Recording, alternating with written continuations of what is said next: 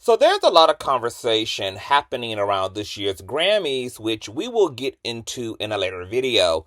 But this one centers around the alleged D.E.I. wins of the night, Beyonce and Kendrick Lamar. Let's start with the Queen Bee.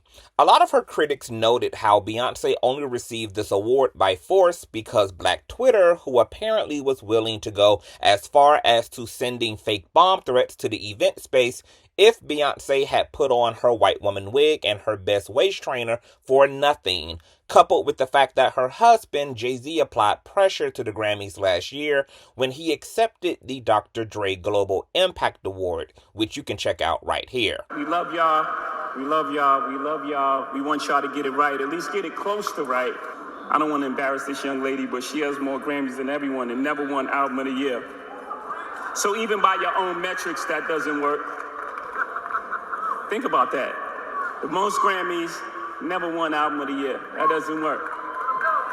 So between the Beehive threatening to insurrect the Grammys and Jay-Z being a powerhouse influence himself as he is the lead camel in charge for the NFL halftime show, some are saying this year's win of Album of the Year for Cowboy Carter are insincere and performative at best. They are even going as far as to say that Taylor Swift actually should have won. Now, I like Taylor Swift, and I know her records sell like food stamps, but nobody can convince me that Taylor Swift's unnatural success is not payola. Because aside from knowing how to write complete sentences in her journals, there's nothing else reasonably talented about Taylor Swift that should be resulting in her being one of the most famous women in pop culture. The bitch has no rhythm. She's shaped like a number 2 pencil, and her songs are one production score above karaoke. Yet you would think this heifer is the Tina Turner of pop music. I'd be insulted if I had put as much work into twerking and sex appeal as Britney Spears and Christina Aguilera did to be out-iconed by a bony homeschool skinhead with a shower voice at best. But moving along. So the question begs, was Beyonce win a D.E.I. award? Well, that depends on your understanding of why artists win at all at the Grammys, which isn't totally rooted in metrics and data, but also cultural impact and whomever is more smitten with the artist amongst the Grammy committee. If you're going off data alone, as critics are, then yeah, Taylor Swift for the win by a massive landslide, considering that Cowboy Carter only spent 2 weeks at number 1 and sold roughly over 500,000 units his first 2 weeks, out totaling 1 million in sales altogether, while comparatively speaking, Taylor Swift's The Tortured Poets Department album claimed the number 1 spot for 17 weeks, selling 2.6 million units, including 1.4 million on its day 1 debut. So had Taylor won off of metrics alone, unfortunately, we would have had to suffer through another goofy acceptance speech by a mediocre cheerleader cosplaying as a global superstar. But thank God she did not. Because what most people don't know is that the Grammy committee, which is made up of 16,000 industry insiders from music critics, journalists, pop culture commentators like Jason Lee, not only overlook the data, but they contemplate other key elements important when discussing art, which is the cultural impact and conversations and trends that the art produced, as well as the quality of the artistic expression within that body of work per artist. And we all know that Taylor Swift cannot hold a baby hair to Beyonce's showmanship and stylistic performances and music videos, leading us to the age-old question of did Beyonce deserve the album of the year, making her the 3rd female in Grammy history to Cardi B and Lauryn Hill to be crowned. Beyonce single-handedly already being a 35 Grammy trophy holder and grossing over 500 million in Renaissance tour sales alone makes her a top contender for the crown.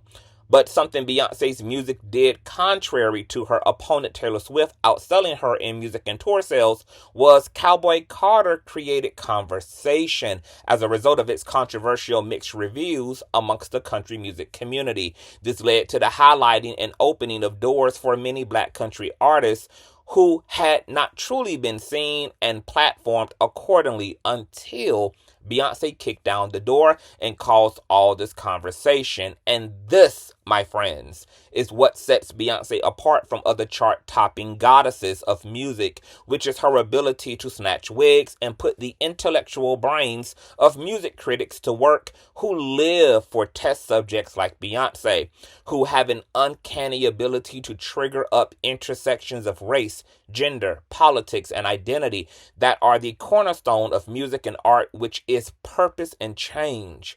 Anyone can make a hit bop, but who can produce music that revolutionizes society and industries, that create spaces and stepping stones for the underserved? This win, in my opinion, was about a true tribute to art and its power, therefore given to an actual artist, something I don't consider Taylor Swift to be, who is, in my opinion, just a contemporary pop singer-writer, a black woman revolutionizing the industry, advocating for queer and women's community, triple threading through powerhouse vocals, trendy choreography, dominating in the hair care industry, being equally successful in a girl group as she has been solo, and doing all this while having 3 kids, fucking her husband, might I add, without losing a single wig in the process. Bitch, you better stand up and clap for a queen when you motherfucking see one. This win is a prime example that while you may not produce the same numbers as others, that actual substance can take you the rest of the distance. A gift that a manufactured industry plant like Taylor Swift does not have, which is why the Ice Spices and Drakes of the world are crumbling before our eyes. Cowboy Carter opened doors for other black musicians, something Taylor Swift music, despite its success, does not do. Beyonce's album led to jobs and W-2s, while Taylor Swift's led to using some bitch's head in the audience to sling her snot onto. Now let's get to the other controversial yet not surprising win of the night from heavyweight champion Kendrick Lamar, who is having one of the best years ever as he snuffed out a heavyweight opponent in one of the most legendary ways in hip-hop beef, then was given the NFL halftime show stage this year over his opponent's mentor, Lil Wayne, then in an iconic sweep of the night, racking up 5 Grammys in 5 different Grammy categories. Drake, of course, is gearing up to sue Beyonce for two-stepping to the song's intro, while also gearing up to sue the Grammys for even playing the unedited version of the song, yet alone having the nerve to award Kendrick for the roast of 2024. But you know who else isn't happy with Kendrick's win? Aubrey Graham's pitiful followers, who are saying that Kendrick didn't deserve any of those awards and that it took Drake for Kendrick to even take home those glorious trophies. But clearly Aubrey's fans must be delusional or revisionist historians, since Kendrick's prior to Not Like Us is actually amongst the Grammy's most awarded and highly decorated rappers in the show's history, with 57 nominations and 22 wins throughout his career. And once again, despite some critics saying Future's album should have trumped Kendrick's debut, the question becomes not only one of impressive sales, but also cultural impact. And I'd be wasting my breath describing how Kendrick's one song had the entire culture in a chokehold, swallowing up even the short-lived noise around Future's project, even if it's where all this drama started. Not Like Us alone opened with 70 million streams and 5 million in radio airplay, making it a TikTok dance phenomenon, and Minor being a household chant heard around the world. It led to the controversy over his NFL halftime invite, and once again triggered up dialogue around the role that race, colorism, and misogyny has played amongst the ranks of hip-hop and the black community, as well as called into question the capitalism of the industry per lawsuit from Aubrey against Universal Records, filling the void amongst hip-hop for a notable rivalry amongst rap peers, something we hadn't seen since Bad Baby was caught outside by Woah Vicky. Drake has now been reduced to his Degrassi character being permanently incapacitated and wheelchair bound.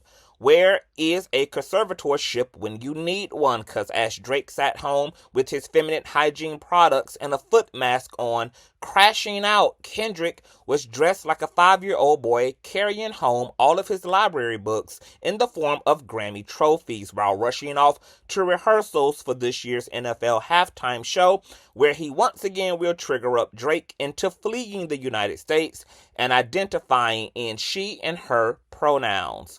So all in all, while Kendrick and Beyonce may be DEI hires to some, they nonetheless had to prove themselves like other hirees in order to make Employee of the Month. As the old saying goes, it's not that minorities don't have to work at all. We just have to work 10 times harder than our white or white-skinned adjacent peers. So kudos to both Kendrick and Beyonce for the wins. Tell me what you all think about these wins from last night. And don't forget to thumbs up, share, and subscribe. And if you enjoyed yourself, show some love on the Cash App and our PayPal, $Consciouztv on Cash App, spelled just how it is on the platform, and or paypal.me/ConsciouzTV. I will see you all later. Bye!